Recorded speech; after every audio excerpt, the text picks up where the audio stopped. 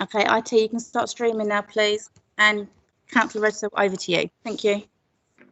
Okay. Do you want me to do anything? Mic on or mic off? Just your microphone on, please, and everybody else should be off. Yeah. Okay. I'm on. Okay. Good evening, everybody. I'm sorry it's this way, but it's the way we've had to do it at this time. This meeting is being recorded in the same way as it would be if we were in the Civic Building. I just ask that you raise your hand to speak clearly, and that we do not interrupt each other. Otherwise, we're not going to get very far in this meeting. It's 7 o'clock. Everybody's here, I hope. We'll just go on. If want everybody to put their mics back on, then Kenna. So bear with. Do you want me to carry on? Thank you, Chair. If we could just go. I'll carry on, Kenna. Okay. Yeah, I'll carry on with the page. Right, one. Apologies for absence. Have we got any, Kenna? Thank you, Chair. I have not received any apologies. No. Okay. Item 2, to approve as correct record of minutes the corporate parenting meeting held on the 3rd of March 2020, which seems a long way ago at the moment. So has anybody got anything on that to say? All happy with it?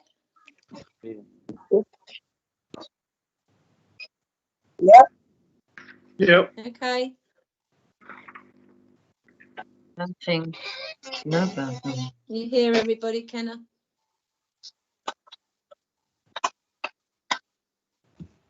Yep, I think. Okay, Yeah. I assume we're all happy if no one's coming back to me. Items of urgent business, I haven't got any.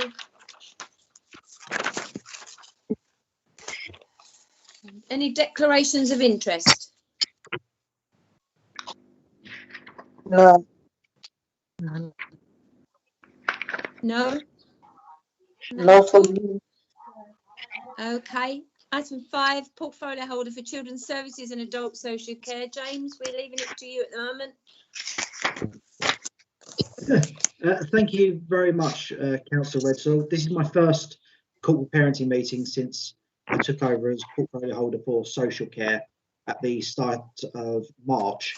So I just wanted to take a very brief couple of minutes and just outline some of the things that myself and Sheila and my team are working on, just to give you a sense that coming out of COVID, we are still just as ambitious for looked after children as we were before we went in, and it's certainly not getting in the way of us wanting to innovate and not just be in a crouch. For example, certain commitments that we already gave, increasing foster care pay, dealing with some of the historical issues, that is going ahead as of the start of July, the tune of 350 million.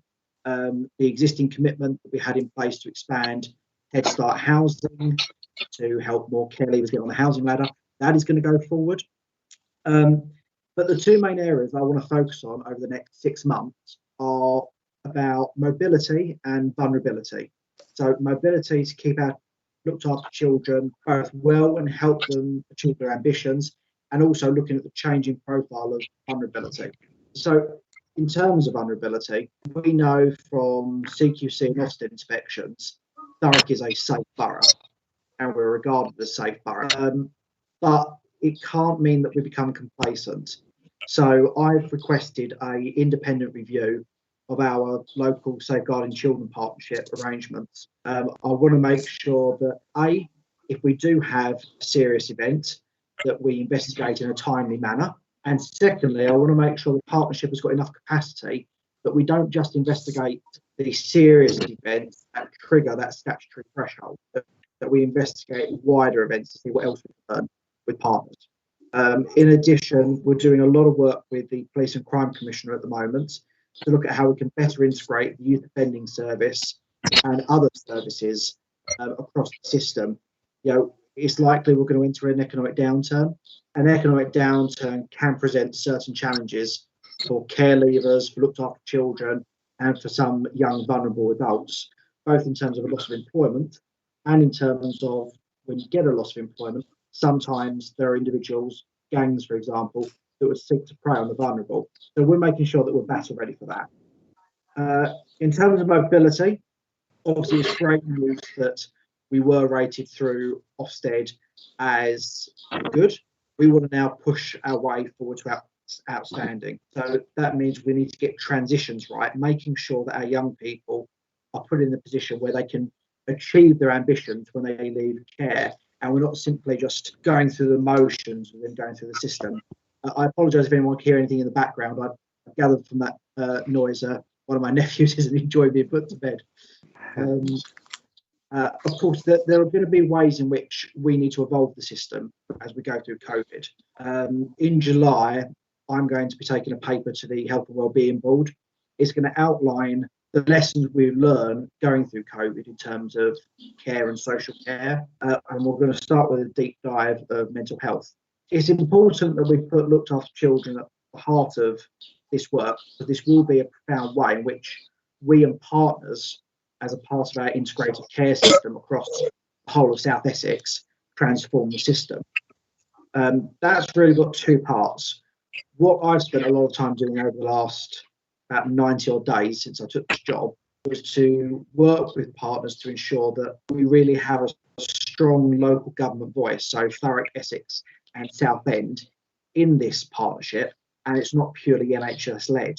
The reason that's important for looked after children is because as we go through the process of initial health assessments for children, as we go through the process of special educational needs disability plans, it's vital we have the health input there. Now, we've had a lot of success in recent years, not as much as we would like. We've had a lot of success because we've got one CCG and one unitary authority, and that local autonomy is something we want to preserve. And to be fair, we've made great strides in that over the last few weeks, and I'm quite hopeful. And then finally, one of the areas that we want to consider is working with our partners in fostering, in adoption, and wider to consider that in this post-COVID world, what are the standards we want to hold ourselves to? So we've got some brilliant figures coming out of the crisis. 90.5% of all looked after children have had their visits completed within timescales.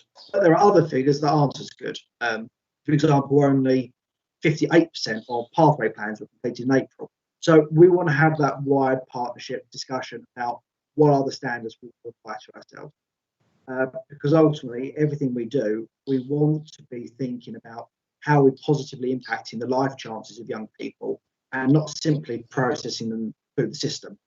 I know that's something Councillor Redsill has brought up quite a few times in full council. So I hope that provides a very brief overview of what we've been up to.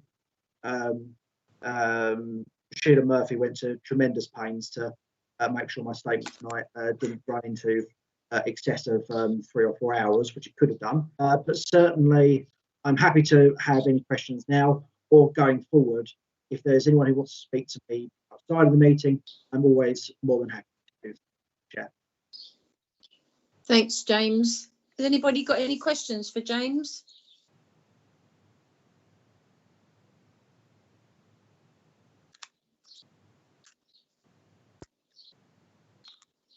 Kenna, can you see anybody who wants any question?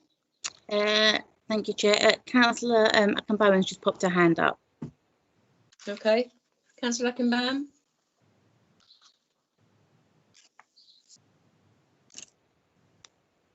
Sorry, Councillor Akinbowen, you need to unmute She's your mic. frozen, actually. Could you just unmute your microphone? That's it. Thank you. Thank you. Thank you, James, for updating us on this. I just want to know how badly has COVID affected the looked after children. Can you tell us, please?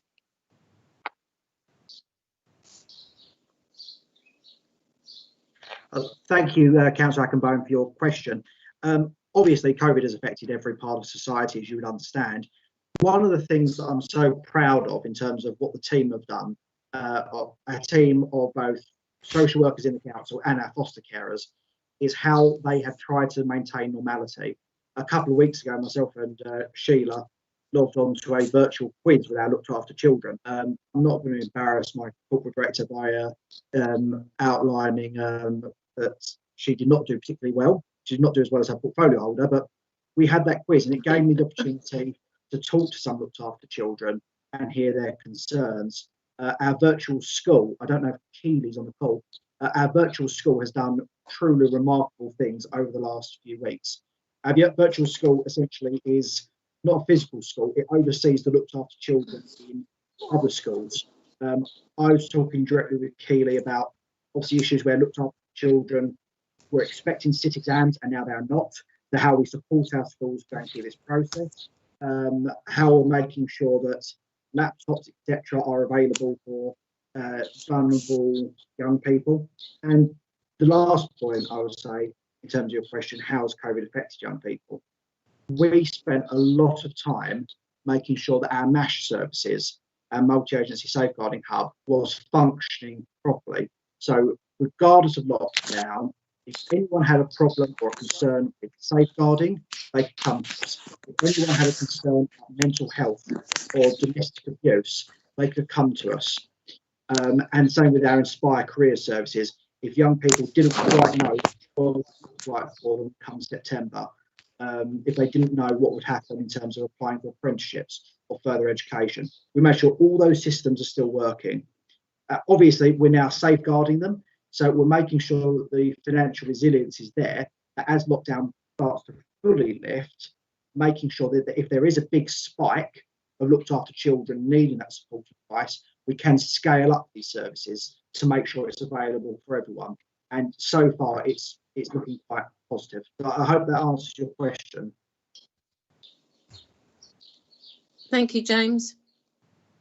Councillor Akinwumi, Thank you, are you James. satisfied with that? One more question, please. One more Okay. question. Yeah, I just want to know, do you have percentage to anyone affected at all? Like, is there any percentage to it?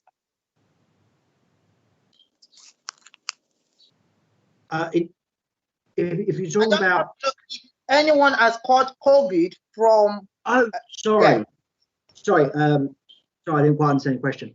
I don't have a figure to hand. Obviously, we know our looked after children contacts happen in time frame. So if there were any issues, certainly none that I'm aware of, but if there were any issues, well, our team within the council were talking to children, were talking to foster carers. That link and that contact was maintained throughout. So if there were any individual problems, I can certainly assure you the system was working to look after children at that time. But I'm not aware of any problems of that kind, no. Thank you.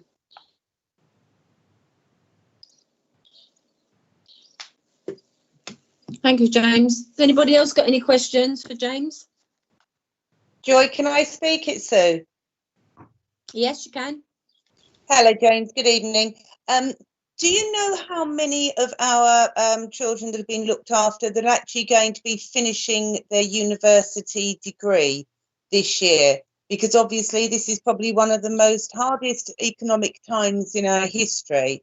For those poor young people now to be going out to try and find, work and employment. Do you know how many children that, looked after children that has affected, and what extra support we can give them for employment, as well as, obviously the other stuff that years 11 and 13 and the support going in? It's actually the university, sort of the exit side of university. Do you know how many kids has been affected? Yeah, thanks, Councillor McPherson. In terms of the gross number affected, I think our virtual school is better placed to give you the figure than I am, or perhaps Sheila. In terms of the services available, what we've done is we've taken the existing strategy that we run through Inspire the Career Service, which helps young people find employment, whether that be post-university or post-sixth form, and we're now stress testing it in terms of if we see an economic downturn, some of the predictions of 14, 15, 16% unemployment, does that policy still actually work looked after children? And if not, how does it need to evolve? And then that leads, there's a separate conversation outside the university sphere that we're having with our local enterprise partnership to make sure that offers of apprenticeships for young people who have either left university or are due to and expecting an apprenticeship, making sure that they're either honoured, and if they're not honoured, how can we step in and try and signpost them? So physically, everything we can do to offer that support and advice we're making sure that we can ramp up if there is the type of economic downturn that we're talking about, because certainly we know that there are certain groups who will be far more vulnerable than others, and we need to be ready for that. But in terms of the exact number of university leavers this year, I need to look to someone to help me with that figure. Okay, that's okay. If you can get back to me, James, I think it'd be an interesting statistic to have maybe in 6 months' time to see how many, of our looked after children perhaps would normally be in employment and how many are in employment, and see then if we are actually doing enough. It's fantastic that, you're already sort of stress testing things. It's just, I think, we all know this is going to be tough for them out there. But great. Thanks very much indeed, James. Thank you. Thanks, James. Has anybody else got any questions for James? Councillor, Janet Simon's got her hand up. Is it all right to bring Janet in? Yeah, thank you. Thank you. Janet? Thank you. It was just in response to one of the questions about young people who are at university. So we've got a number of young people at university. I think when we last looked at it, it was 26 young people. I'm not so clear about how many of them in their final year, but we are supporting young people through university. So where there's issues around accommodation, where they need additional financial support, we're supporting with things like laptops. So anything we can do to make sure they can complete their final year at university, or the ones that are kind of halfway through their studies as well, to make sure that they can do online courses. If they need to access anything, they can do that. In terms of employment, somebody just asked about employment. Obviously, we're working closely with the Inspire Hub. In terms of the number of young people that are in employment, we have a fair number of young people who are on what we call 0-hour contracts. So where there's issues around finances, we're supporting them with that as well. But I'm talking a bit later about care leavers and the support we're offering during COVID. Brilliant. Thanks, Janet. Okay, has anybody else got any questions for James? No, Kenna? No, I think that's everything. Okay, thank you, James. Thank you for your input. I'm sure we'll have lots of questions at a later stage again, but it's the good work you're doing. It's brilliant. Do you want to stay, James, or are you going offline? Well, given that I'm not a member of the committee, I would quite like to stay and listen, so I can note down any concerns that people want us to follow up with. You're welcome. I won't keep on chipping in. I know it certainly annoyed me when I was a committee chairman, when a cabinet member used to chip in every now and then. Okay. If you want to go at any time, just say. Okay. Item 6 is children's social care. Have we got Anna Watkins with us, or are we doing Joe? Chair, I believe Joe's going to be doing that report, but I've just seen that Sheila's put her hand up. Can I just invite Sheila in, please? Yeah, Sheila? Chair, if possible, because we've got some new members today, including some new young people, if we could do some introductions, I think that would be helpful. Yeah, okay. I obviously can't see everybody, so if they can introduce themselves, it would be great. Do you want me to start? Yes, please. Okay, hi everyone. I'm Sheila Murphy. I'm the Corporate Director for Children's Services.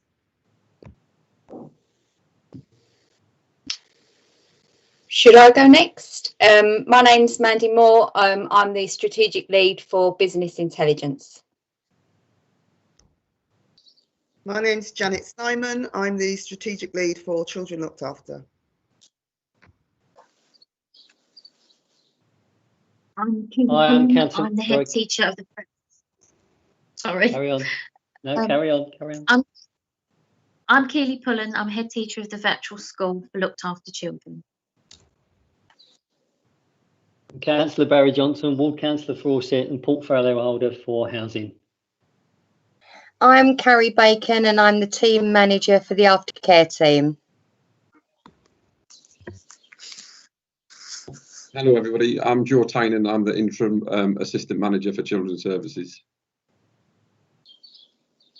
I'm Councillor Jennifer Smith for the ward of Stifford Clays. Councillor Sue McPherson, Shepherd 100. Councillor Socinick, Hockenden Ward, and Deputy Mayor.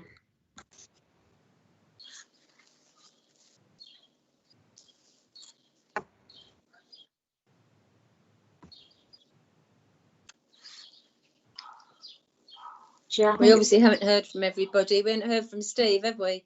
Steve Lydiard. Are you there, Steve?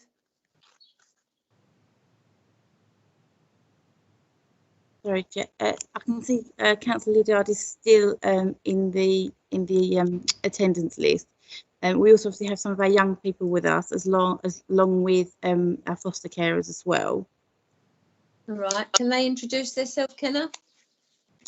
Yeah, of course. So we have Sharon. Did you want to introduce yourself? Just do your mic for me. Thank you. Yeah, Sharon Smith. I'm the Vice Chair of the One Team Foster Carers Association. Lovely. Jackie, would you like to do the same, please? Yeah, my name's Jackie Howell, and I'm the chair of the One Team Foster Care Association.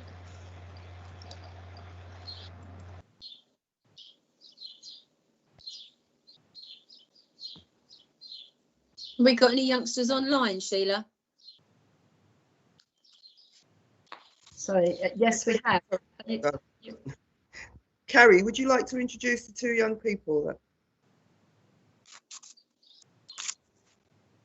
You're muted.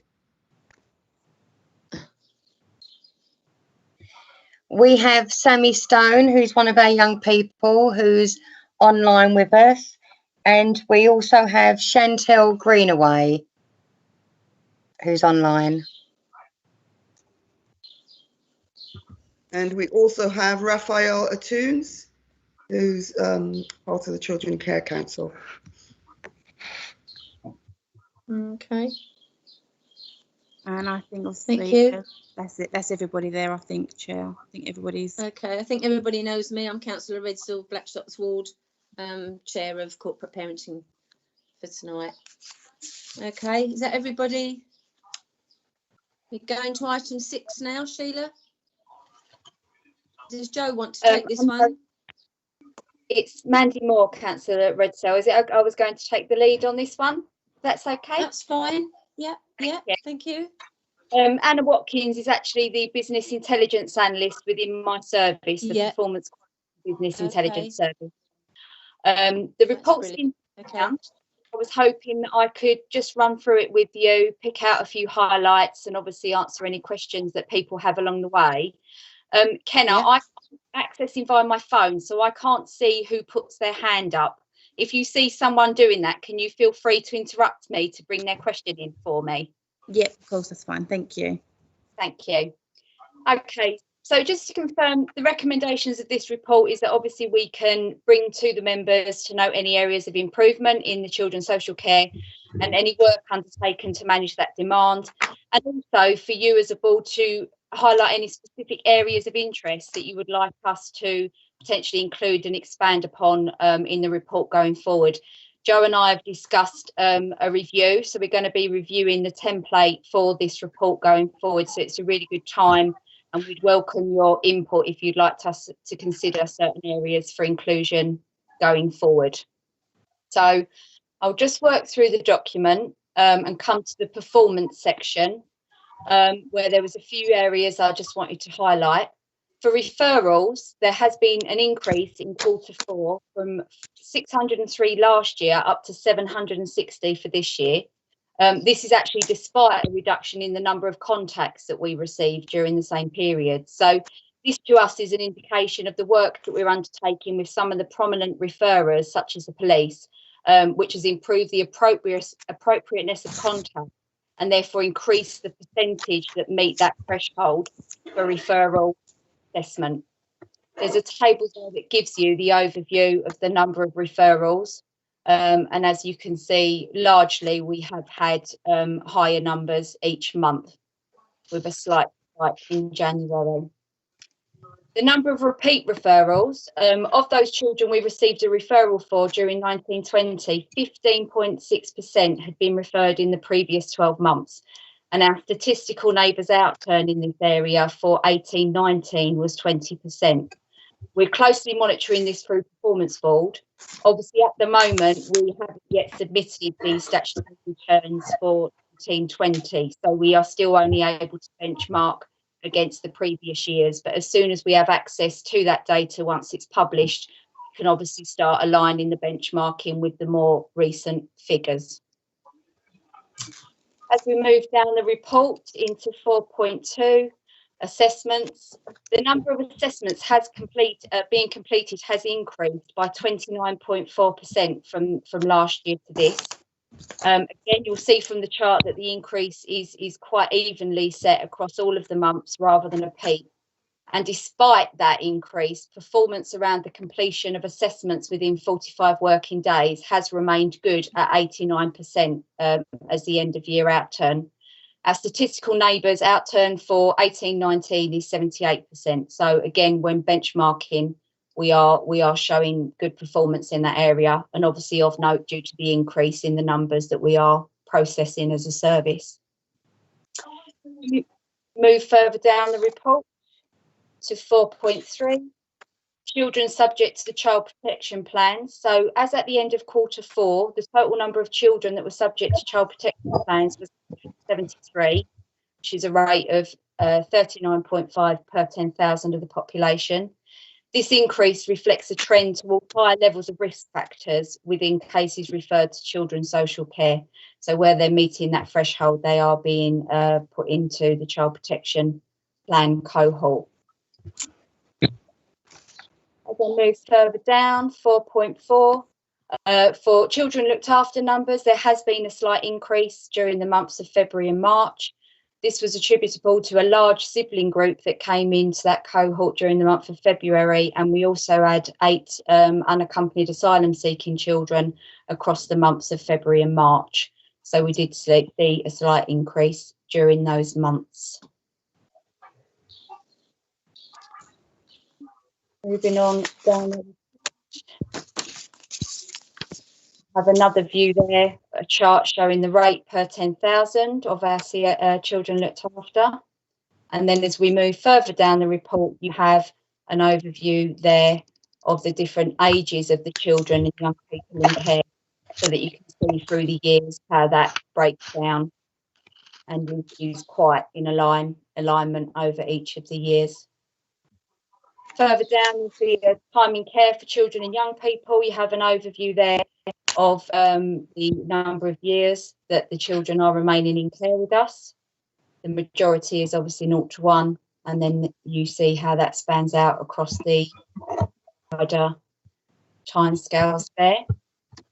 For the number of unaccompanied asylum-seeking children, as at the end of March, we had a total of 21. And as at current date, we have 20. So that's gone down considerably. It was 30 as at the end of the reporting period last year for 18-19, and it's very much felt by the service that the sustained reduction is supported by the cooperation of the Eastern Region colleagues in the dispersal of the unaccompanied asylum-seeking children. Moving further down to adoption. So in Q4 last year, we had 13 children adopted. For the quarter just gone, we actually increased that up to 15, which is positive. And for the 2 indicators that we are measured for timescales perspective, which is from entering care to being placed with adopters and from court authority to being placed with matching adopters, we not only have seen an improvement against the last time we reported this. It's a 3-year average that is actually reported on these indicators, but we improved on our processes in-house, and actually you'll see from the report that we are performing very well against the national average as well in both of those areas. Going on to 4.6, which is the children looked after with missing episodes. As at March in Q4, we actually had 27, this table in month figures. So we actually had 27 missing incidents during the month of March. This actually related to 9 children that went missing during that period, one of which was an unaccompanied asylum-seeking child, and they actually had 3 missing incidents recorded in that 1 month as well. To note that we are looking from June 20, there will be improved data reporting and analysis around the children missing from home and care to assist with safely planning for those children most at risk while they're missing. And we will also be looking at some analysis of, as I say, this table represents in months, so there can be some duplication of children across the months. We want to look at historical data just to look if there's any trends within that and understand if we are seeing any patterns of certain children going missing, to be able to plan for those. The next 2 sections gives an overview of our current fostering. Sorry, when I say current, as at Q4 for March, this report represents March data, and also the care leaver position as at the end of 1920. Just to say, as I mentioned before, that the statutory returns haven't yet been submitted for this year. They were due, the children looked after return was actually due in June, but it's been put back to the 7th of August in light of the COVID impact. So ordinarily we would see the data published around November time. We're not actually expecting that until about a month later, but the hope is that where we've got links with our Eastern Region group, we'll be able to share some data for benchmarking purposes before that's published. And obviously we'll bring that into the report as soon as we can for you. Thank you, Mandy. I've just got a couple of questions. I've got to thank you for a brilliant report, because I had quite a few questions and you've answered them along the line. So I haven't got to come back to you. Thank you. Just on the last one of the care leavers, I just really need to ask what money advice they're being given. I know if they're in foster care, they're probably getting that from the foster carers, but what else are they getting to get them used to money and whatever they have to use to live in, you know, get out in the big wide world? Okay. Might be one more for the service to answer if they can. Yeah, okay. We got anybody here? Chair, yeah, I think if Janet could come in, please. And then I think Joe also had his hand up to come in as well. Janet? All right, so we have each of our looked after children who are age 16 and above have a personal advisor. Part of their role is to assist them to develop into adulthood, to think about the future, to look at where their strengths and their weaknesses are, what support they need around housing, finance, savings. So the PAs work really closely with the young people to work with them on their financial needs. Not always as successful as we'd like it to be. Young people are quite willful. They know what they want, and that's fair enough. But it's good. Kind of help them get the best out of it. So, for example, when our care leavers move into their first accommodation, that, you know, is their accommodation, we give them a grant of £2,000 to assist them in buying furniture and essentials. We don't just give them the £2,000. We sit with them, work out what they'll need to move into their own property, and the PAs will go out and help them buy those things to make sure they get everything they need. So we do support those areas. Janet, when you speak to the kids, do they say that they get enough from the school in money matters or not? I'll probably know the answer really, but you know, I'm just asking. I'm not sure about that. I'm not sure quite what's provided in school around money matters. I mean, Keely, you might be able to talk about that, or Carrie. But obviously virtual school are heavily involved. We have pets for all our children, and the virtual schools, they lead on that. The virtual school attends our looked after reviews, where we do talk about things like children leaving care and transitioning into adulthood. If there are any issues on that, they would be talking to them as well. Okay, thank you. Thanks, Janet, very much. Keely, do you want to come in on that, or are you all right? Chair, I think Joe might have as well. Sorry, Joe? I can say something, but I'll... You there, Joe? Yeah, I just wanted to provide a bit more clarity on the missing episodes, just to that the majority of our missing children that are recorded there are over 17, and on 24 of the occasions they're only missing for a matter of hours. So I just thought it might be helpful Okay. to that information. Oh, brilliant. That's good. Okay. Are there anybody else with any questions?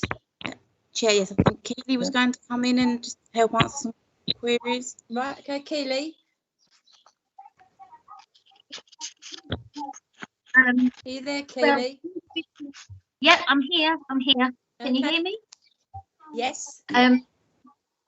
Schools have different approaches to their curriculum, so it would very much depend the amount of input that individual children get, particularly with our looked after, but also all our pupils who are educated in Thurrock. And obviously we need to recognise that not all of our looked after children are educated in Thurrock. But in terms of the curriculum, I know this is something that you often bring up about the lack of money spent and the lack of information, but that's linked to the curriculum that people are studying. So as students get older, the curriculum becomes more GCSE focused, but there is always an element of personal social education which would cover some elements of budgeting and independent living, but it would be very much dependent upon the school's individual curriculum approach.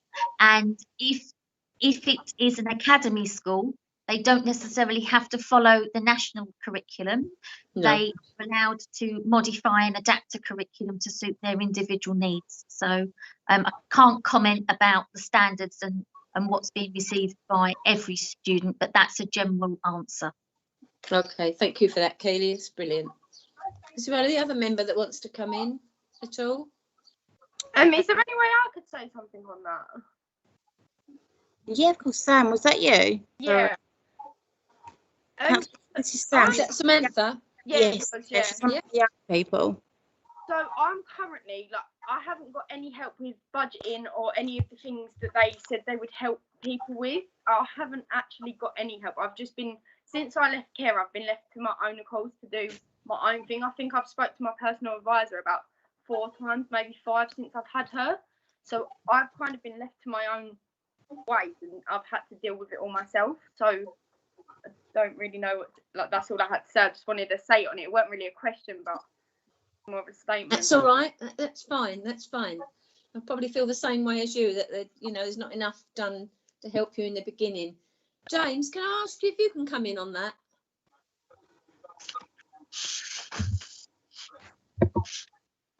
Can you hear me, James? Has he gone? No, Chair, he's still there. Chair, Sharon's put her hand up. Would you like one of us, Sharon Smith, one of the foster carers, was it all right to let her speak? Yeah, of course it is. Hi, Sharon. Hi. Yeah, I'd just like to say that obviously for us that have young people with us in foster care, working alongside the personal advisors, that's one of our main aims, is to go through with the young people of what's going to be expected and what they're going to need to do, and making sure that they're prepared. And as Janet said, that isn't always easy because they want to do what they want to do. They get their job, their first paycheck gets wasted immediately, and you go through the same as you do with other young people. But, we're always there to support them and direct them. And often after they've left us and moved on, we're still doing that work with them alongside their personal advisors. Well, they're lucky if they've got you. I think there's always 1 or 2 that slip through the net, isn't there? That are not going to get. I'm just wondering if Samantha's can get any help from anywhere. I've got something to say on that as well. I believe Samantha. I believe there is people they're helping. They're all helping. I understand that, but it's just me personally. I've been handed from social worker to personal advisor, all different. I've been handed through the system. I've never actually managed to stick with one. So by the time it comes to them helping me, there is no help because I'll get transferred to someone else, and I've actually asked myself for them to help me budget, not because I'm not capable of doing it, but it's just I need help in that direction of doing it. And it's not that I'm going out spending it. I have a car to budget for. I pay for my car and I pay rent where I am at the moment. So it's not that I've decided to say like spend what I want. It's the fact that I just haven't actually been given the help. I've asked for the help, but I haven't been given it. Okay, is Sheila still there? Sheila? Hello, yes, I'm still here. Is it something we can pick up with Samantha afterwards? Of course, of course. Yeah, because I'm I think sure. there's always one that slips through the net, isn't there? And she seems to be coping quite well.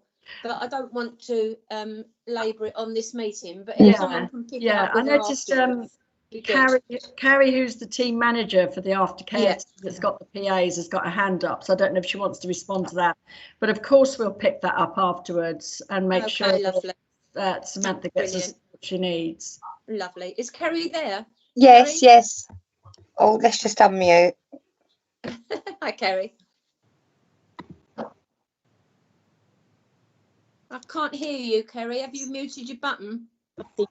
Can you hear me now? Yes, I can hear you now. Okay, sorry about that. Just to say, I will pick this up tomorrow as soon as we get back into the office with her personal advisor and with Samantha, and to see exactly what support we can offer her. And I'm very sorry she feels like that. But I'm very pleased that she's here this evening. No, I think that's right. really positive. Needs to be picked up. Are you happy with that, Samantha? Yes. Thank you. Yeah, I am. Thank you. Yeah, thank you. You're welcome. You're welcome. Let me know if what happens. Will you keep me in the loop? Thank you. Has any of the members got any questions for this item 6? Yes, please. Councillor Cambone's got a hand up. Okay. Thank you. I just want a bit of clarification on the missing children, because I want it to be noted that we asked about them. Have they been able to be found, or do you know their whereabouts?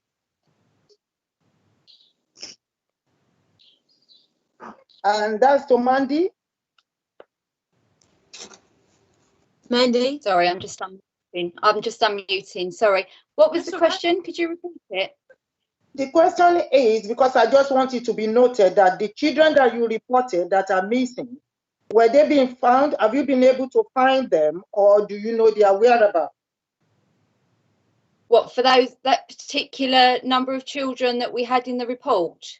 That are missing, yes. Time, I would need to go back and track those children to be able to tell you if we've since found them, because obviously we've moved on to June now. But I could certainly go back and trace those children to see if we if we had found them and provide an update. But I wouldn't know that to be able to give you the answer now relating to those specific 9 children. Is it something you can send us as corporate parents? Is it something you can send us on an email? Yeah, when you get the information. Yeah. So Janet, do you want to stay on those 9 children from March? Yes, please. Sorry, Janet has her hand up, so she can probably answer this. Okay, Janet. Janet. For all of those children that were missing, yes, we do know where they are, and they're no longer missing. Okay. Oh, it answers the question. Then thank you. I think when Joe spoke briefly, he said that for 24 of those 29 episodes, they were back home within hours. So sometimes it can be as simple as they're late home, but if we don't know where they are, then they're reported missing. Okay, lovely. Okay, does that answers the question then? Yes. Councillor Kimbome, are you happy with that?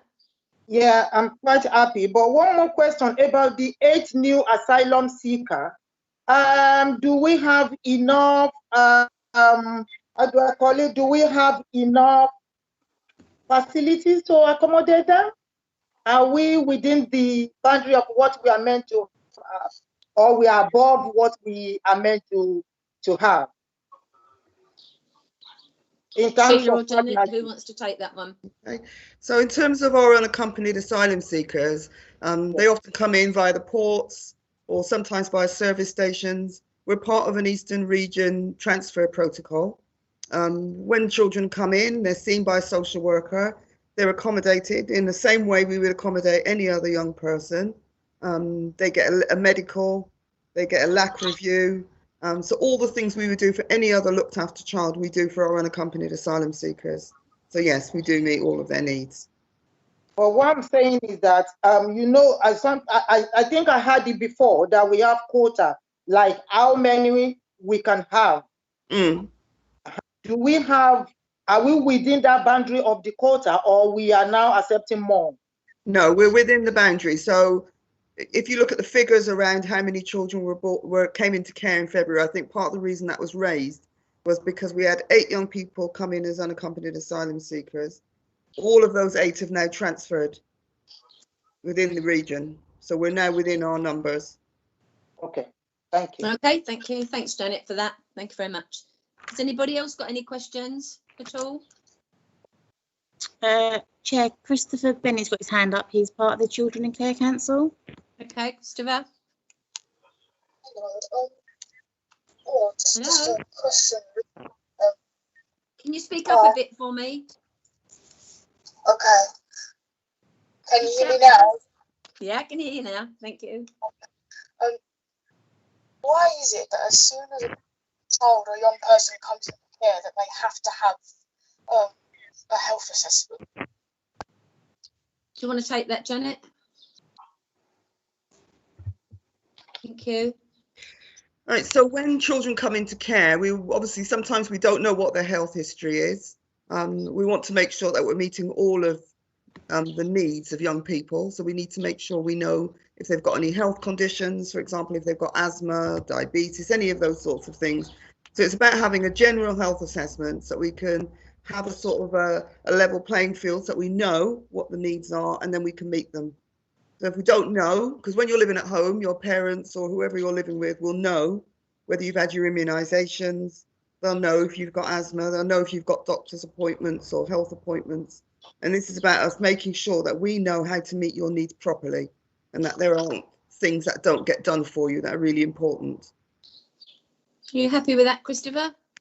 Yeah, I thought I might ask because obviously as soon as somebody comes into care, their whole life changes pretty much. In my case, it has anyway. Yeah, I just thought I might ask because I thought it was a bit intrusive when I had my health assessment. You know, the amount of questions that I was asked, and I just thought, you know, why does everyone need to know everything about me? Because we want to look after you. Yeah, but that's funny. I think it's a bit intrusive. That's all. Okay. Do you want to say anything about that, Janet? I would say, you know, when children come into care, our role is to be a corporate parent.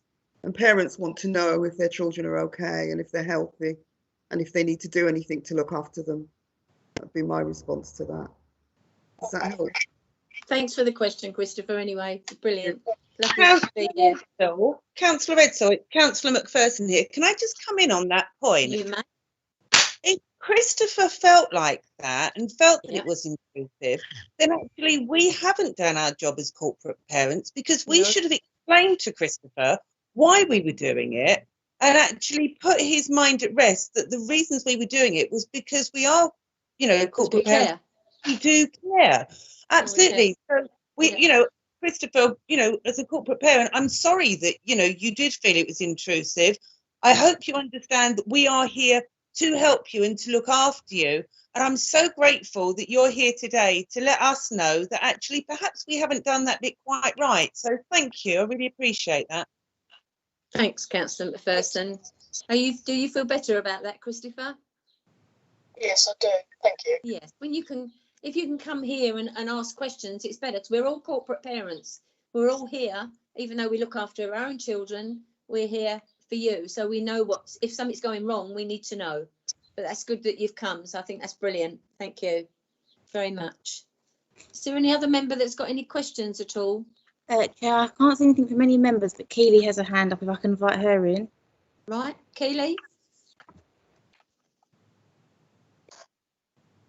I just wanted to say that it'd be interesting to find out if that is more of a wider viewpoint from our young people regarding the possibility of it being intrusive, and trying to dig a bit deeper, as in, why does it feel like that? Is it the way the questions are being asked? Is it the level of information? Is it the fact that it's only in a certain time frame and it's boom, boom, boom, boom, questions? So it might just be worthwhile trying to dig deeper with that and to see, is that a wider feeling? And if so, why, and what could be done to make that a bit better?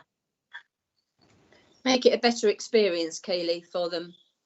You know, if that's just one youngster that's feeling like that, perhaps there are others out there that feel like that. So yeah, I think it's something we should pull, you know, for perhaps the next meeting, or we'll bring it up again. I've wrote it down so I can bring that up at health and overview and scrutiny. So it's something I think we should. But thanks Keely, and thank you Christopher, if you're still there. Is there any other members, Kenna, can you see? No, Chair, there's nobody else. I think if okay, we go recommendation. Okay, I'll go to the recommendations then. 1.1, members note that any areas of improvement in children's social care and work undertaken to manage demand for statutory social care services. And 1.2, for any specific areas of interest to be flagged for inclusion expansion within the next report. Is everybody happy with that? Agreed. Okay, thank you. Okay. We're on to item 7, update on Ofsted recommendations. Happy time. So Janet, are you taking this one? Yes, I am. So this links partly to Christopher's question. So this is about an Ofsted recommendation around initial health assessments. So we did a brief report for the last corporate parenting meeting, and it was to update members of the corporate parenting committee on timeliness of initial assessments. So as I previously explained, when a child comes into care, they usually have an initial health assessment. So it's a statutory health assessment, and it's a requirement of the local authority. And it's supposed to be done within 28 days of a young person, a child or a young person coming into care. And it's done by a paediatrician or an appropriately trained medical practitioner. As I said, it's to identify any existing health problems and to provide a baseline for managing children's future health needs. I would hope that when young people are going in to have their assessments, that this is explained to them before they have the health assessment by their social worker. But then when they get there to have their assessment, that there's a conversation with the paediatricians. But it's good to have that feedback because we can go back and have those conversations with social workers, but also with our health professionals. And I'm sure foster carers are also explaining to young people what the reasons why they're going for a health assessment. Right, so one of our duties is to promote the welfare of looked after children. Every looked after child needs to have an up-to-date health assessment. Referrals within 5 days of a child becoming looked after to our health colleagues, and then they arrange the assessment to take place within 28 days of them coming into care. So a lot of this information was provided at the last corporate parenting committee. Yeah, it was. In terms of where we are now, we still aren't quite where we need to be, but we can see an improvement in terms of social care's referrals to our health colleagues for initial health assessments. So in March, our referrals within timescale were 100%, and our initial health assessments within 28 days were at 74%. So that's up to the end of March. We do know that there's been a bit of a dip in April, and that's in part due to COVID and some difficulties around arranging initial health assessments and making sure that it's safe for young people to go for those assessments. Thanks, Janet. I mean, I will, as I said before, I will bring this up at Health and Wellbeing because I think it needs to be looked at more closely. And I know we can't help with April because of the COVID, so we're going to fall behind a little bit, aren't we? But I will bring it up at the next Health and Wellbeing. I think it's next week, so I will bring it up just to get some clarity on it for us, and perhaps I can bring that back next time. And our colleagues from NELF have also produced a very brief report where they've kind of talked about the implications and the impact of COVID-19 and how that's affected their ability to complete health assessments in time. Yeah. Okay, that's lovely. Self-explanatory. Thanks for the report, Janet. Thank you. It's really, really good. I haven't got any questions except the one that I've just said that I'll be bringing it up at Health and Wellbeing. So is there any other members that got any questions for Janet? Thank you, Chair. No one has their hands up as yet. Right. Are we all happy to go to the recommendations then? Sorry, Councillor Akinbowen's just put her hand up. Right, okay. Councillor Akinbowen.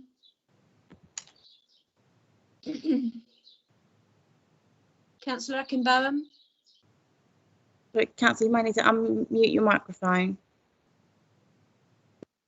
Hello? You. Yeah, thank you. I just want to know, before COVID, is that when we have this 74%, or during COVID months? So the 74% were just, most of them would have been done just before COVID, before the shutdown. So why do we have 74%?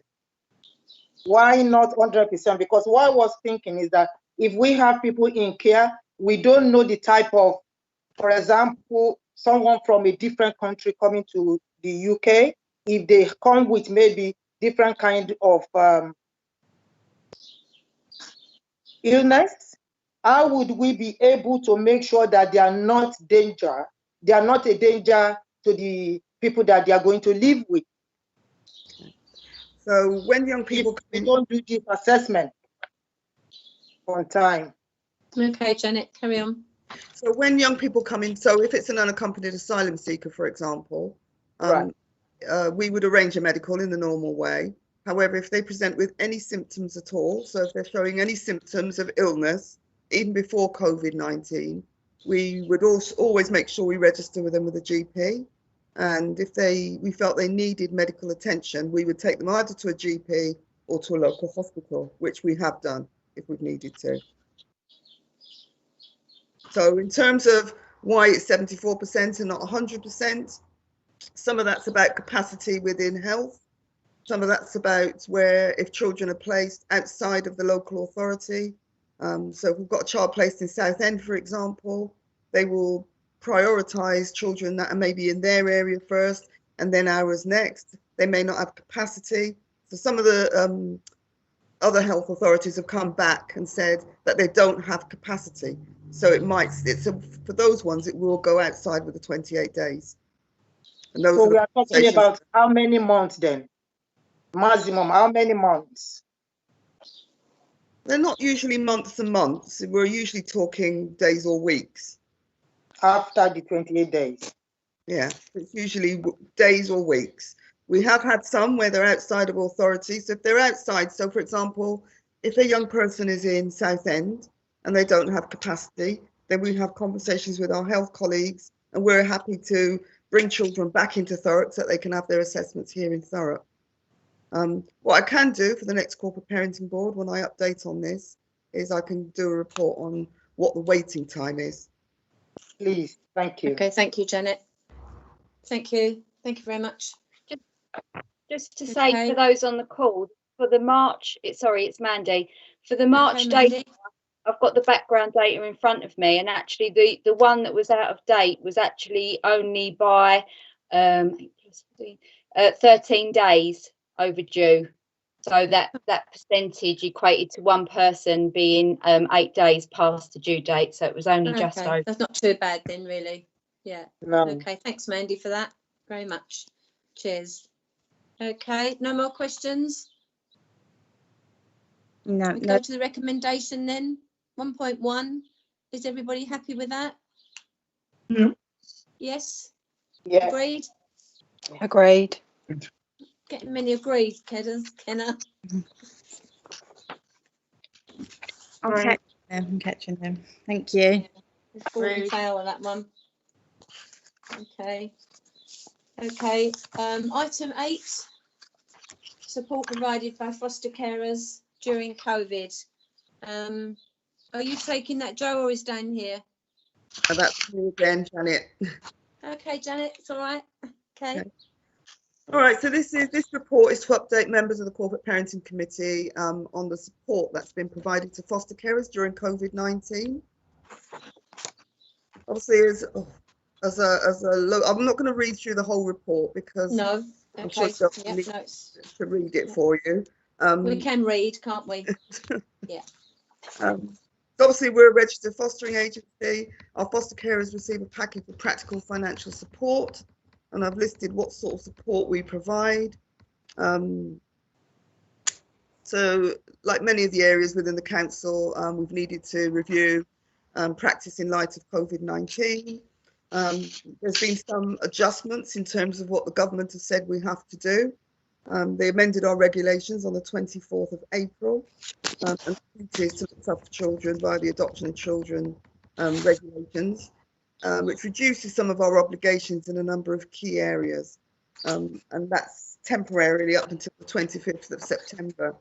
The local authority, we've decided that we didn't need to use some of the things they've said that we can do. So we've continued as business as usual.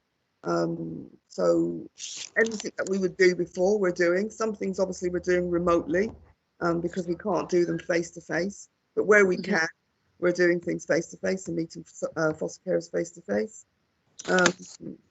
We've consulted regionally and nationally, and a lot of local authorities are kind of doing similar to us, really. They're sort of working along the guidelines that we have already and the standards that are set down in terms of fostering. In terms of the support that we're giving to foster carers are still getting supervision via telephone, video calls. When necessary, they are going out and seeing foster carers. They're also getting clinical supervision that's being done remotely as well. There's support from the fostering network. The foster carers are having their regular meetings, and they're having those weekly, and they're doing those remotely via Zoom. We're still doing things like annual reviews. We've still got fostering panel. We're still assessing foster carers. We're still providing training to foster carers. We're still doing things like skills to fostering. One of the areas that's been impacted on the most is probably around contact, and that's had quite a lot of impact on foster carers because usually most of our contacts are done at Oak Tree and they're supervised. With the expectations around COVID-19, we've had to suspend direct contact.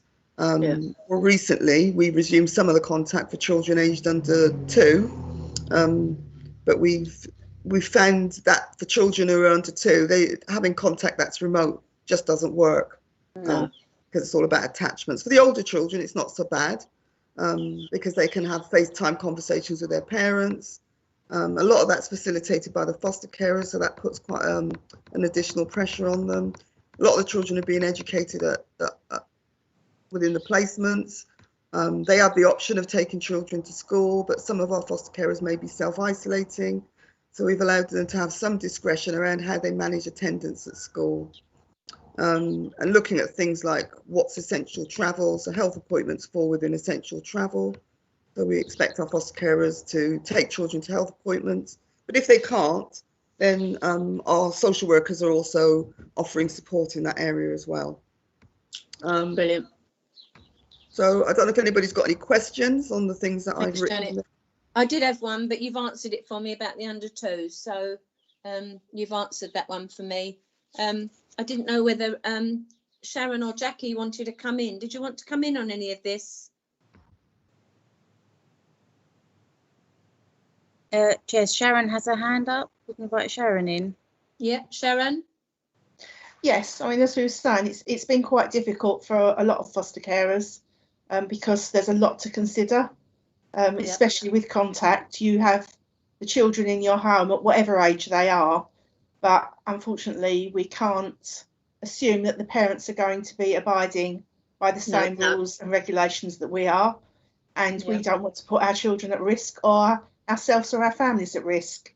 So that's sometimes why we've made those choices. Obviously, for those who've got the very young ones, I mean, a couple of foster carers, their children have moved back to family or gone on to adoption during this. The foster carers have supported that, supported the contacts and moved them on. So those positive things are still going forward with the support of the department. No, it's been a very hard time for a lot of people, I would think. In your situation, I would think it's even harder. It is, but like for some of us, we can't see our grandchildren or, you know, No. our parents out, our outside family, because we've got to be caring for these young people that are placed with us, which is our priority. Yeah, that's right. No, we do appreciate all you do. Really, we do. Is Jackie still there? Does Jackie want to come in? I am here. Yeah. I can't wait. Come in, Jackie. Yes. I'm unmuted. It looks like you're on a swimming pool behind you.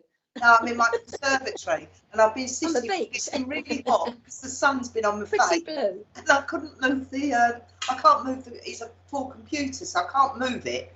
And that's all right. It's getting a bit hot. Yeah. Now, as Sharon said, it's the last couple of months have been really difficult. Yeah. And it's the impact on. We spoke to Janet and Sheila about this the other day. It's the impacts on our families as well. I've got a loss of family that are shielding, so I'm being extra careful. And the young people that I'm looking after are being educated at home at the moment, and actually they're both doing really, really well. And we've had a PEP today, and things have been spoken about, things have been put in place. We're putting more, virtual school, and now putting some more tutoring in place for one of them. And hopefully by September, at the beginning of the school year, it's going to be safe enough for all of us to be able to move forward. But at the moment, the one particular girl, she's of an age where she's worried. She knows that lots of people haven't been self-distancing, that they've been staying in one another's houses, and she doesn't want, she's frightened herself. So it's in her emotional well-being and her education. She's actually better to be at home, and we've made those choices. But having said that, it's really hard. It's like, it's not just hard for young people, so it's hard for Jackie. It's hard for older people too. I'm also hard for everybody. I'm looking after my dad as well, so it is quite difficult. It's quite a juggling act at the moment, but I mean we're managing, and we're all happy, and we're all talking to one another. So I think people are finding that there's more time for families and more games, and you know, there's things they haven't done. There must be the tidiest gardens everywhere. Oh, I garden. Oh, one of the girls actually has discovered that she likes gardening. Not weeding, but she actually does like gardening. Well, in plants. It has its flaws, Jackie. But we do appreciate what you're all doing very much. I just wanted to reiterate that. Is there any other members that wish to come in on this one? Thank you, Chair. The Councillor Bowen's got her hand up. Yes, thank you. Thank you. What I just want to know, because was that what type of support will you be able to what type of support were you able to offer the foster carer during this difficult time? What type of support will they be able to, to get? Councillor Akinbowen, who's this question to? Who do you want to answer this question? Councillor Akinbowen, can you hear me?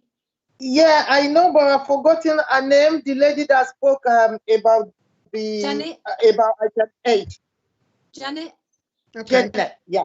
Yeah, Janet, can you answer Councillor Akinbowen for me? I suppose what we've tried to do, Councillor Akinbowen, is we've tried to make sure that the support that foster carers would normally get, they get, albeit that it's remote. I mean, as the foster carers have said, it's quite a difficult time for them. They've got children in their home. They've got their own families to consider.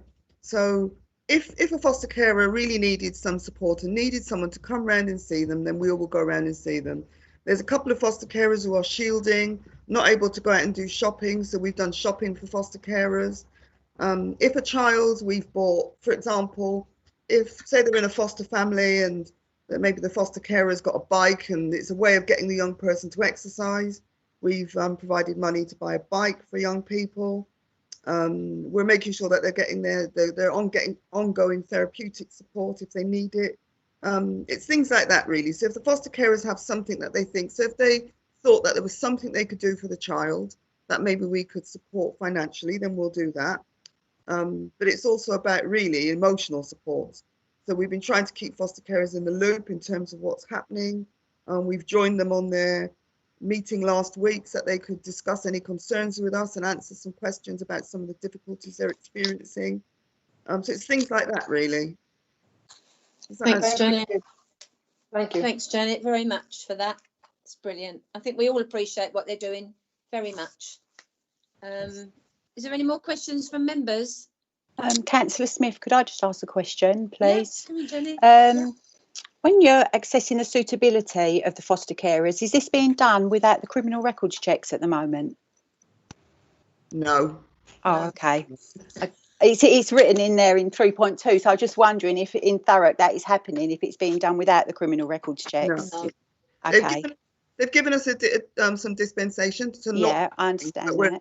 We're not taking advantage of that, no, because Okay, that's it's important to get the right people fostering and not yeah. Okay, that's lovely. Thank you. You happy with that? Yes, thank you. Okay, lovely. Thanks, Janet. Thanks for your help. Kenna, can you see anyone else? Yes, Chair. Could we bring Sharon back in, please? Yeah, of course you may. Sharon? Yes, I was just going to answer Councillor Ackenbauer's question that we've had a lot of support from all of the teams around the children. Brilliant. I've got a very difficult young person. We've had to have conference calls where everyone is involved in it, but that means that you still got that support. We've had much support from the virtual school, and for a lot of us, we've been doing curriculum-based activities with the children, but trying to make them fun as well. So, doing a timetable during the day of everything, and we've been sent lots of activities, things that we can go on to if we needed to, if we can't actually access it ourselves. That's good. That's really good. That if you, I'm not hope I'm not being facetious now, but on the British Legion sites, sometimes they do lots of quizzes as well, which is good for the kids to try and find something. They have like all the names, and there's something to do with biscuits or places in London. So they've been really good. People are playing them on Zoom, and and it's good because it keeps your mind, even though we're a bit older, it helps you keep your mind active. It does go to sleep during this. We've been introducing the old games, chalking on the pavement in the back garden and doing all the stuff that you do with kids when they were younger. No, I think it's brilliant. I saw someone along Blackshot that was laying the other day, drawing on the pavement, drawing the. I don't know if anybody's been around Thurrock, but we've got like a company have done thank you for the NHS, and they've drawn on the roads at the hospitals, Thurrock Hospital and Allsett Hospital.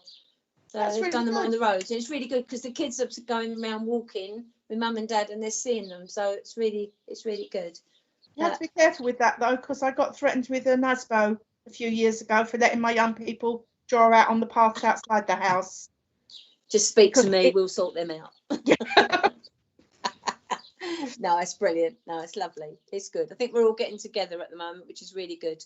Really good. Any more questions from anyone? Chair, can we bring Keely in, please? Yeah, Keely. Sorry, I was trying to see everybody, so it does make it awkward. Oh, I couldn't get to virtually raise my hand, so I did it in person. Right, Keely. I can see you now. Thank you, dear. I really appreciate what Sharon said, because some of the work that our foster carers are doing with our children has been, really, really creative. They have put in structures. We've tried to be flexible in the fact that it's not all sit down at a table hard study. Actually, you learn a lot by playing in the garden, as you said, playing board games, doing their online schoolwork if it's being provided by the school. So we've been, hopefully, we've allowed carers to think creatively, but still be there in the background if they've needed that support. So very early on, we put out an email to say to carers, look, if you need to check in day to day, you can. If you don't, if it's too much, you don't have to. But this is who we are, this is where we are, and hopefully we can help you as much as possible. So it's nice to have some feedback from Sharon on that, because it's brilliant, Keely. It's brilliant what they're doing. I can't say it enough, really. I mean, there's a lot of elderly people out there who need company too, and they're not getting it. Hopefully it's going to come to the end a little bit, but there are, I think there is going to be problems after this, You know, we're going to see little things that where people have been so sort of in the same place for so long, you know, but I think we all appreciate it. I appreciate what officers do as well, because it's all the things that are under the radar that general public don't see, you know, and I think it's something we ought to bring to the fore. You know, there's going to be a lot of thank yous when this is finished. You know, I think a few letters ought to go out to thank people, because I think there's a lot of just little things going on that we just don't know about, you know, and we learn about them from other people. I do, from my residents, and I think what they're doing is absolutely brilliant. You know, we don't sort of see it, but they're doing it. They're just doing it because they want to do something. So a big thank you to everybody. Really good. Is everybody happy with the recommendation for item 8? Agreed. Agreed? Yes. Agreed. Agreed. Thank you. There's a little voice in the distance. Right, item 9, support provided to care leavers. I think we've done some of this already, haven't we? Who's taking this one? Are you, Joe? No, it's me again. Oh, right. You're doing overtime tonight, Janet. Right, so this report is to make sure that members are informed about the support provided to children looked after and care leavers within the current COVID pandemic. So again, on the 24th of April, the government amended our regulations and duties towards looked after children, reduced our obligations in a number of areas, and these changes are temporary until the 25th of September. So the key changes were around visits. So the social workers to visit at least 6 weeks has been temporarily removed and can now be completed virtually via video or phone call rather than face-to-face. Reviews, they're saying they do not have to be completed 6 monthly, but we're still doing that. Child. Obviously, the pandemic has introduced new elements of risk for everyone. We've had to think about different ways of working. So one of the first conversations was with Keely around how we manage some of the stuff around education, and Keely put together some words for our foster carers about how that would be managed going forward. Some of the social workers have really surprised us. I mean, you know, because we could be doing remote visits for all our children, but actually I'd say a good third of the children have been seen face-to-face physically. And that's not always easy for the social workers, because often the children that are seen face-to-face are the children that are probably not sticking to the social distancing. So they're the ones that have maybe gone missing, where we've had to move children, things like that, really. So what we've tried to do is we've looked at our young people. So we're really trying not to move any young people unless we absolutely have to. So if a care leaver is in a supported accommodation arrangement and their 18th birthday has fallen within this period of time, we've tried not to move them. So if we can keep them where they are and they're happy to be where they are, then we've tried to keep them where they are. If, as I said earlier, if a young person is struggling with their rent because maybe they're on a 0-hour contract, we've tried to support with assisting with the rent whilst helping them to get benefits. We've supported with things like food vouchers where we've needed to. We've thought about young people in terms of laptops and dongles as well, because there's no point providing a young person with a laptop if they haven't got any access to the internet. So we're looking at that as well. Like I said, quite a lot of the social workers have been visiting and engaging, and some of the work we've seen come out in terms of what some of the children are doing at home. So I think one of the social workers visited a young person, and she'd done a whole collage around COVID-19 and what it meant and her interpretation of it. So you can see quite a lot of the work that the foster carers are doing, that the social workers are trying to do with the young people as well. Obviously, some of the issues that are raised, I think, for care leavers and for looked after children is sort of difficulty and disruption in building and maintaining meaningful relationships. I think for the children who've had their social workers for a while, that probably isn't so much of a problem. Some of the social workers are reporting that they're having much more meaningful conversations with young people who wouldn't necessarily have spoken to them face to face if they'd gone to their home, but actually are finding it much easier to do it on FaceTime. Yeah. Obviously, we're trying to make sure that our care leavers are not isolated. So we're trying to speak to them more often. Sometimes that's through text message, sometimes it's through FaceTime, sometimes it's a phone call. We've tried not to disrupt their education where at all possible. We know that there's been a disruption for children in terms of contact arrangements and, you know, the impact that has on parents, especially for those that where we're in proceedings and the decision hasn't been made about whether children can return home or not. So we're really trying our best to make that as meaningful as possible. For all of our children, we carried out risk assessments to determine which of the children that we absolutely need to see face to face. So we didn't have a blanket view that we just wouldn't do them. So we've also been reviewing those cases and looking at them to make sure that the risk assessments are appropriate. Multi-agency meetings are continuing, albeit remotely. So we're still making the same decisions and thinking about how we manage our casework and how we manage and work with children and work with our carers. So we've kind of, I think the court process has been quite difficult. Trying to sort of conduct court cases remotely has been really difficult.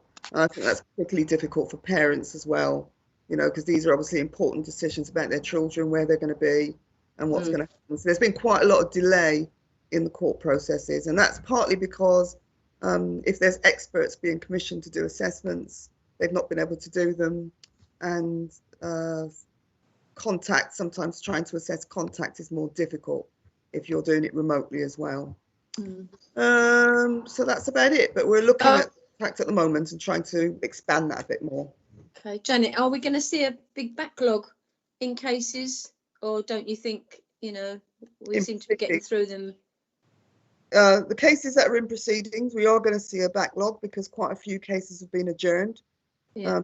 If they're complicated, if they're fairly straightforward, then some have gone through to final hearing. If there are a lot of complexities and it needs a lot of external assessors, so maybe psychiatrists, psychologists, then those are being delayed. Where there's maybe a lot of children and we're really having to think about where children are placed and whether they're placed together or apart. So where there are complexities, it's causing problems. I mean, I think Sharon spoke earlier about adoption. We're still moving children into adoptive placements, and we're working really creatively with the foster carers and the adopters to make sure we can minimize the risk. So for example, we placed 2 children in an adoptive placement recently, and we asked the foster carer to completely self-isolate for 14 days, as did the adopter, to sort of try and make sure that we were fairly confident that we weren't going to be transporting COVID-19 from one household to the next. But obviously we need to progress those plans where adoption is the plan for a child. Yeah.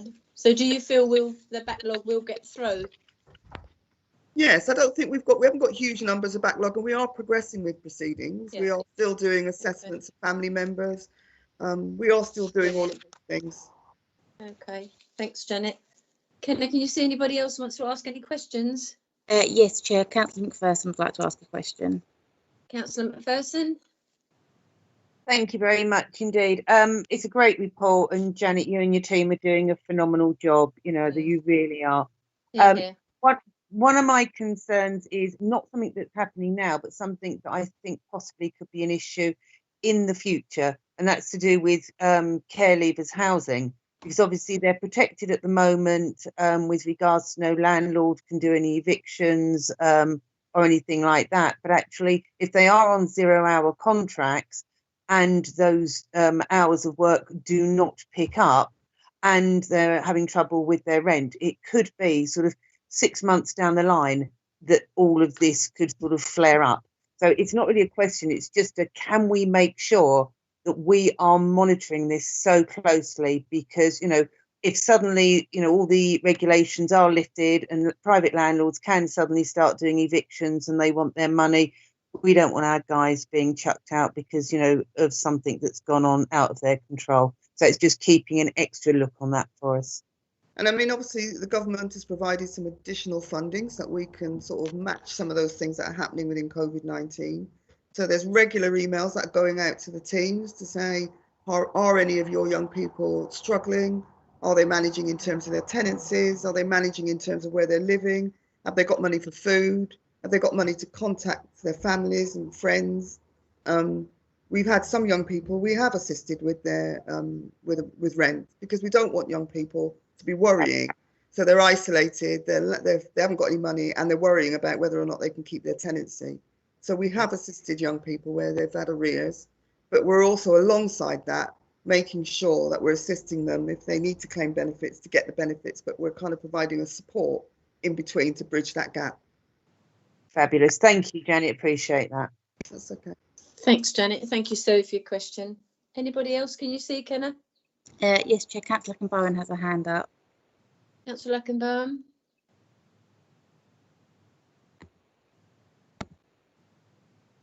Councillor Lackenbaum. Yeah. Thank you, Janet. My question is, for the caregivers, is there any relationship advice you give them? How to assess a man, how to know if they are not going to be taken advantage of? Is there any type of help that is available in that section for them? I mean, with the personal advisors, with the social workers, there's conversations with young people about relationships. What's an appropriate relationship? What might be an abusive relationship? The personal advisors are in regular contact with our young people, and I would hope that they're having those conversations. I mean, it might be useful for some of our young people to come in. They might have some comments about that, about what sort of conversations. Also, our foster carers are really good at having those conversations, and they know the young people, so they will know their friends, and they will be able to support them in that area. But I don't know, Carrie, if you've got a view, or if any of the young people want to make a comment. Kenny, do any of the youngsters want to say anything on this, or Kerry? Yes, Chair. Kerry's raised her hand. Okay, Kerry. Yes, can you hear me? Yes. Okay. Yes, I'd like to say that our personal advisors do see their young people on a very regular basis. At the moment, it's twice monthly, and some of that has been face to face with this social distancing. And with regard to questions, they do have a one-to-one with their personal advisor and can ask and get advised on appropriate relationships and things like that. So the support is out there for them. Thank you. Thank you. Any other members does the youngsters want to say anything? Kenna? None of them have their hand raised. Councillor Shinnick has her hand raised to ask. Okay, Councillor Shinnick. Good evening. I'd just like to say to Janet that I'm pleased to see that you're still doing the 6 monthly reviews, and I'd like to say thank you for all your hard work. Thank you. And I mean, the teams are working so hard, they really are. And some of them are going the extra mile sometimes. Yeah. Yeah, we know they are, Janet. We really do. That's what I said. There needs to be some letters written afterwards. When this is all finished, I think we need a few thank yous going around. Definitely, as you say, they have gone above and beyond sometimes. So, no more questions anywhere, Kenna? I don't think so. No one else has their hand raised. I can't see anybody motioning. Okay. Is everybody happy with the recommendation? Agreed. Thank you. Okay, item 10, pupil premium. We've obviously got Keely for this one, yes? Keely? Yes, I'm here. I'm finally unmuted. Hello. There you go. Okay, I'm going to go through key aspects of the report and would welcome questions at the end. And also, if appropriate, people might want a little bit of info about what's been happening since COVID for general education matters. So very briefly, as councillors will most likely know, the Pupil Premium Plus is a funding that is provided from the government to support our most vulnerable children and young people to help them get better academic outcomes. So it's very focused on improving attainment and achievement, and that's mainly measured by the outcomes that they obtain with their grades throughout their academic career. The Pupil Premium Plus is devolved directly to Thurrock, and every local authority has that same operation and arrangement, and the virtual school head teacher is responsible for the allocation of the funding. So you'll note from the appendices that we allocate a certain amount to each school. So again, every child who is aged between reception through to year 11 is eligible for pupil premium across an academic year.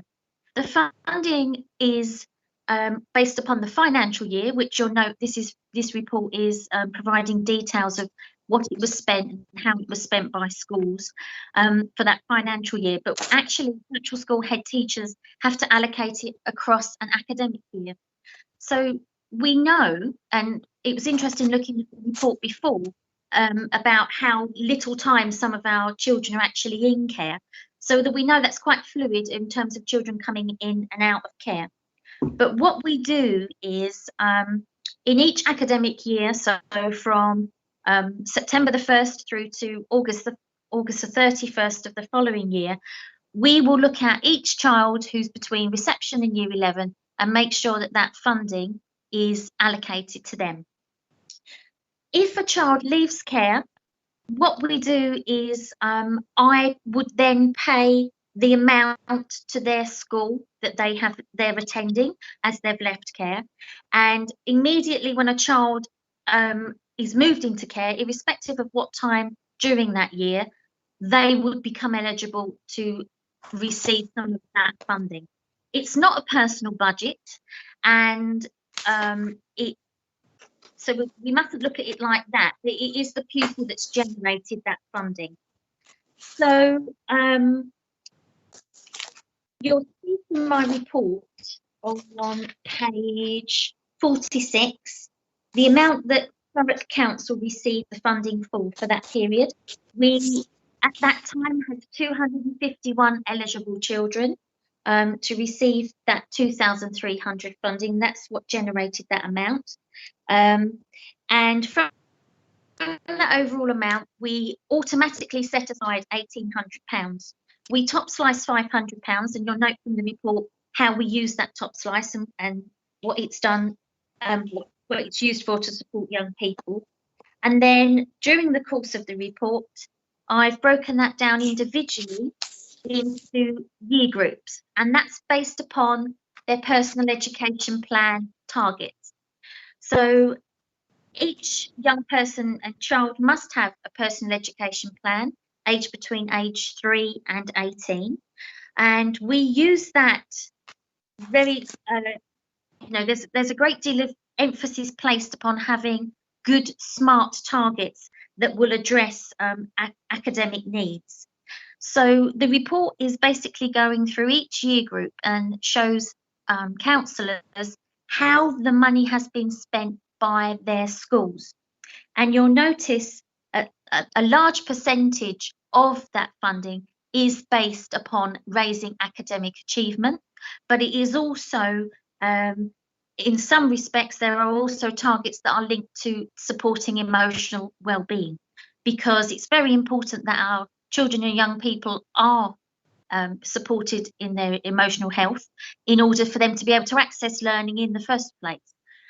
Those two things run very much alongside each other. So I'd like to stop now, if possible, and invite questions, because I'm hoping that people have read the report. And what I have noticed, actually, on page 53, I think when the report has been formatted for this purpose, it looks as though the year 8 table has overlaid on top of the year 7 data. So I think, Kenna, we may need to circulate that separate page so that councillors get an annual rate on there. What I would like to point out as well before I do invite questions is you'll note we use the top slice very effectively, I feel. I work with head teachers to discuss what the top slice will be. That does go to the schools forum, that how much we will top slice, and that is agreed by head teachers. But I also think it's important that they know what we're spending the money on. The vast percentage of what we spend our top slice on is that one-to-one tuition that we provide to support the academic attainment for certain year groups. And we also provide tuition for those children who are without a school place as well, to bridge that gap from them, if they've had to leave their school or they've had to move school, it's to bridge that gap until they start at their next education environment. I'm going to stop there now and invite questions. Okay. Keely, you've answered a couple of my questions. I've only got a couple more, but I've got to thank you for a brilliant report. I mean, and I've read it. I hope everybody has read it, because it's absolutely wonderful. I think you've done really, really well. I'm going to be a little sort of pedantic now and ask that, you know, that on page 57 where you've got you get 125,500 and you've spent 125,464. What happens to the £36? That, to be fair, that's probably been absorbed in another cost code somewhere. Okie dokie, that's fine. I think you deserve to do something with that, whatever. I was only being pedantic, but you've answered. I had 2 or 3 questions, but you've answered mine in a really brilliant way. So I've got to say thank you so much for the report. It's absolutely brilliant. Just one other, the 2,300 that follows the pupil. Yep. How far is that checked within the school it goes to? Do you get any feedback of how that's spent? Well, this is quite an interesting conversation, and I'll try to be as neutral as possible. So schools apply for the funding. Yeah. They do that through their target that comes through the personal education plan for the young person. So, for example, a school might say, we would like to provide one-to-one tuition within our school environment after school. We'd like to use the £600 on that this term. So because the children have a termly PEP meeting, personal education plan, technically that spend is reviewed from the previous term. So we would look at, I look at every child's personal education plan every term before I release the funding. And every time one of our children or young people have a PEP, my team quality assure the quality of that PEP. And part of that is looking at what's the target that's been set, has it made an improvement? So, for example, if you look at an intervention that a school has said, well, we'd like to spend £600 on that, but actually the intervention didn't happen, and we should find that out at the PEP, and our foster carers and our young people would hopefully be telling us that information.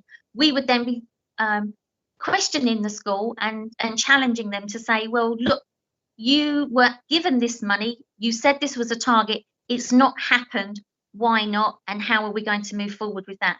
In very rare cases, I do I withhold the pupil premium plus payment to a school, and then that's the conversation I would then have with the designated teacher and with the head teacher to say, look, these things need to be met in order for me to release that funding to you.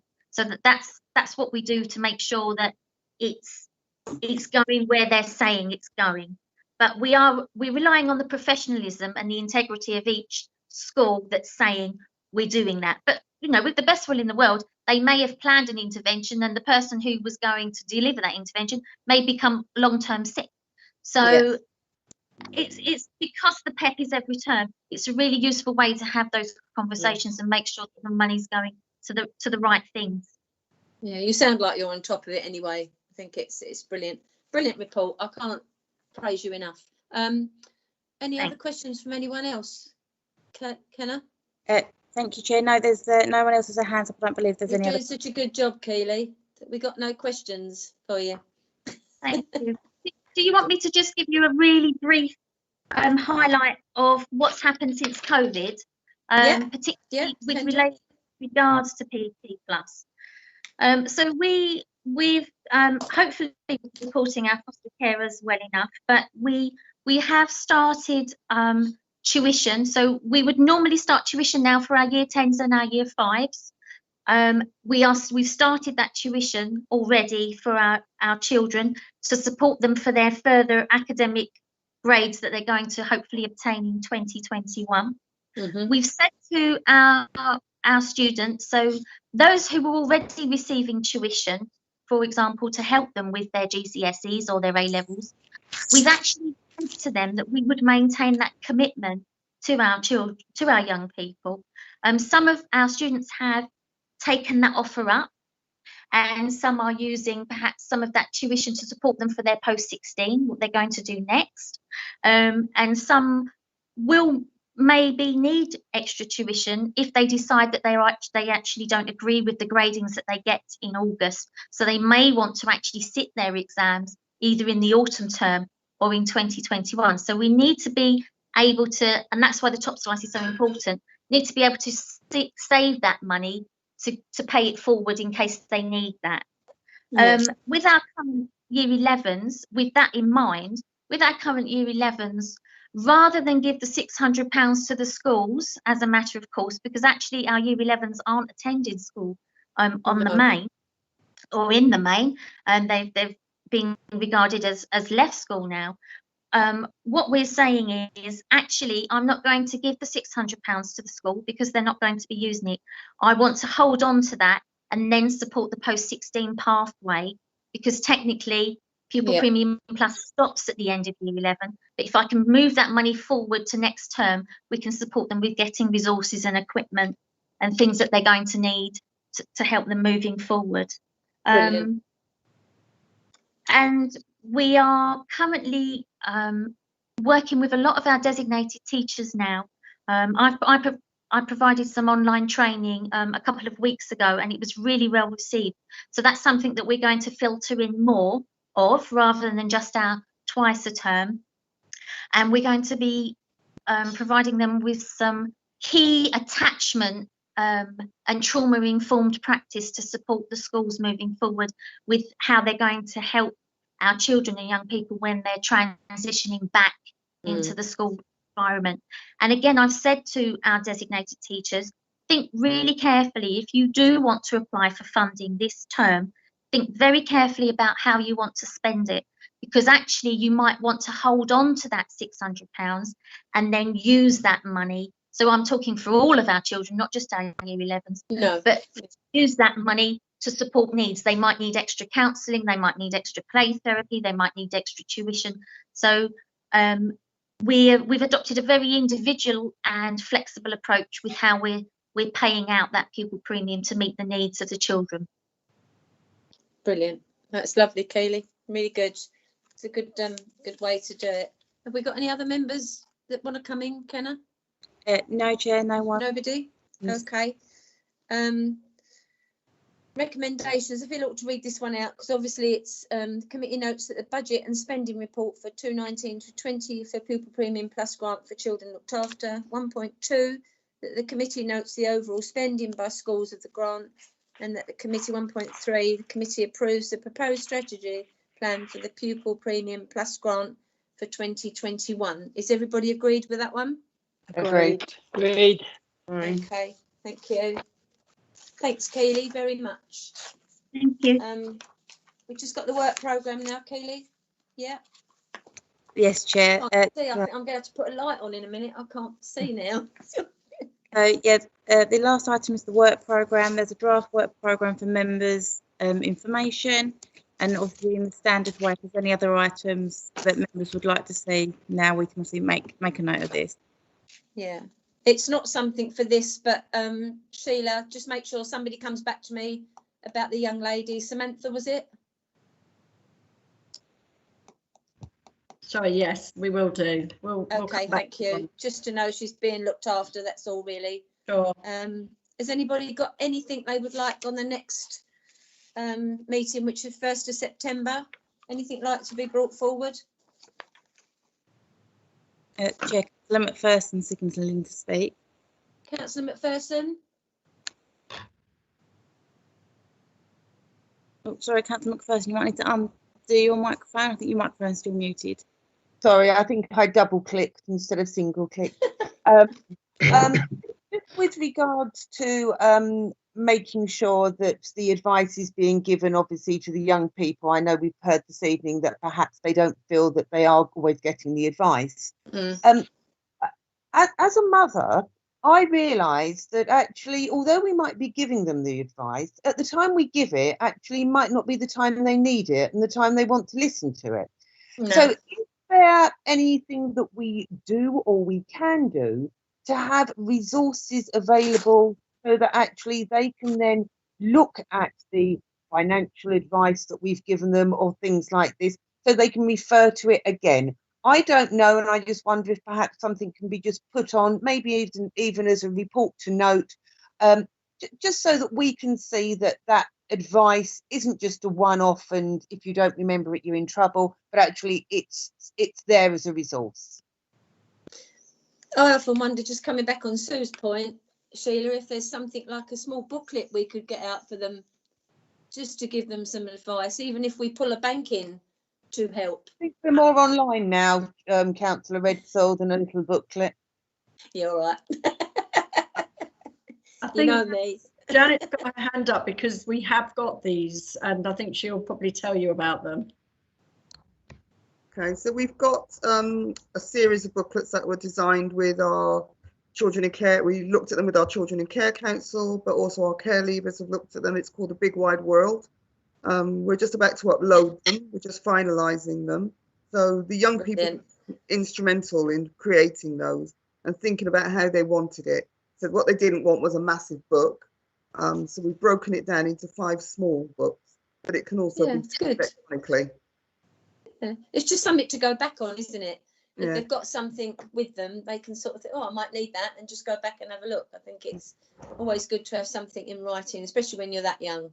You know, as Sue said, you're not always interested in that at that particular time, but you never know. You know, a couple of years down the line, you might, should have read that. You know, so it's always, advice is always good, but you might not always need it at the time it's given.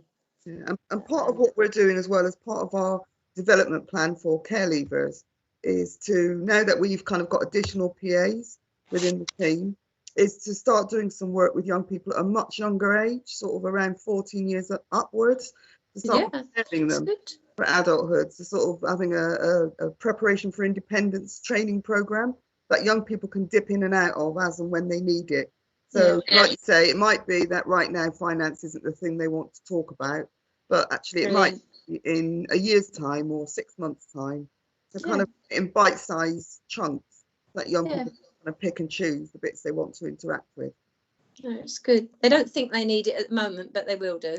Yeah, definitely. Has anybody got anything they would like to add to the future meetings at all? Sorry, Chair, could we just bring Joe in? He's got his hand up. Joe? Hi, Councillor Redstall. I was just wanting to say that myself and Janet have sort of looked at some suggestions for the work plan going forward. We could go through a couple for the September meeting, or I could send you that for you to consider via email, whatever you prefer. That's brilliant. Yeah, lovely. Brilliant. Yeah. Okay, that's fine. Is everybody happy? I'd like to thank you all for your hard work in this, funny time we're in at the moment. This whatever pandemic we're in, we hope we come out of it, and please keep all of you safe and well, in whatever you do. Just be careful, and thanks for all your hard work. I do appreciate it, and I'm sure all the other councillors appreciate it. Thank you to everyone. Okay. As I can't see you all, which is not very nice. I don't like it, but So Keely has her hand up. Keely? I'm so sorry, I can't get my raised hand to work, so That's all right, don't hoping that someone can see me. Could I just ask regarding the work plan, because of the time frames for the reports needing to be completed, Yeah. I won't be in a good time frame because of the exam grades will be available too late for me to get the corporate parenting report out in time. So I was going to ask, could I just complete a general report about education for looked after children that particularly represents the period that we've been through at the moment, and then present the annual report for the January meeting? Would that be okay? Yeah, so you want to bring that one back in 1st September and then bring a proper one in January, yeah? So if I can just give a general report, yeah, that's for fine. And then a detailed one for January. Yeah, that's fine. I'm sure Sheila and I'll talk about that later stage. Yeah. No, I think that's brilliant. Kaylee, thank you very much. Right, to everybody who's attended tonight, I wish to thank you. Joe, did you want to say anything else? Sorry.